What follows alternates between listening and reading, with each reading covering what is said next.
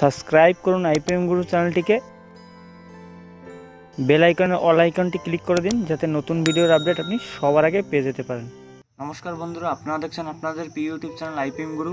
তো ইতিমধ্যে আপনাদের জন্য একটি বড় গুড নিউজ নিয়ে চলে এসেছে। যুবশ্রী প্রকল্পে আপনারা যারা অ্যাপ্লাই করেছিলেন বেকার ভাতার জন্য, সেই বেকার ভাতার একটি নতুন আপডেট এসেছে এবং কি সেই আপডেট সমস্ত কিছু জানাচ্ছি আমি এই ভিডিওতে, তাহলে আপনি শেষ পর্যন্ত দেখুন। তো অন স্ক্রিনে আপনারা দেখতে পাচ্ছেন এমপ্লয়মেন্ট ব্যাংক যুবশ্রী প্রকল্পের অফিসিয়াল ওয়েবসাইট আপনারা দেখতে পাচ্ছেন। এখানে যারা আপনারা রেজিস্ট্রেশন করেছেন তারা অবশ্যই মাসে 1500 টাকা করে পাচ্ছেন। এখনও যারা আপনারা রেজিস্ট্রেশন করেননি তারা অবশ্যই এখানে রেজিস্ট্রেশন করে ফেলেন। আপনারা প্রতি মাসে বেকার যুবক যুবতীরা প্রতি মাসে আপনারা 1500 টাকা করে পাবেন।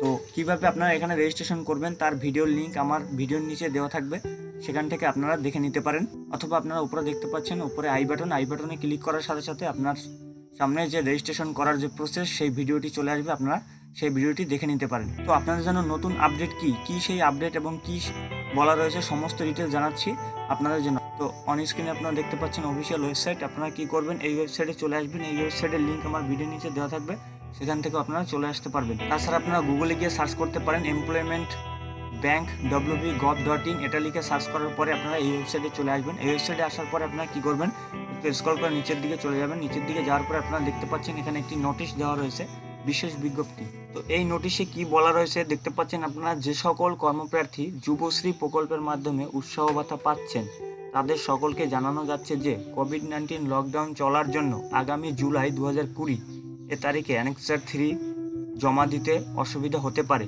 এই কথা বিবেচনা করে পশ্চিমবঙ্গ সরকার এইবারের অর্থাৎ জুলাই 2020 অ্যানেক্সার 3 জমা দেওয়া থেকে অব্যাহত দিয়েছে। তো এখানে যেটি বলা রয়েছে, আপনারা যারা যুবশ্রী ভাতা পাচ্ছেন তারা অবশ্যই এটা জানেন যে প্রতি 6 মাস পর আপনাদের অ্যানেক্সার 3 ফর্মটি ফিল আপ করতে হয়। আপনারা যে 6 মাস টাকাটা পেয়েছেন সেই টাকাটা কোন খাতে আপনারা খরচ করেছেন সমস্ত ডিটেলস আপনাদের দিতে হয়। তার জন্য 6 মাস পর আপনাদের অ্যানেক্সার 3 ফর্ম ফিল আপ করতে হয় এবং অ্যানেক্সার 3 ফর্ম ফিল আপ করার পরের 6 মাস আবার আপনি টাকা পাবেন। আবার 6 মাস পরে আপনাদের অ্যানেক্সার 3 ফর্ম ফিল আপ করতে হয়।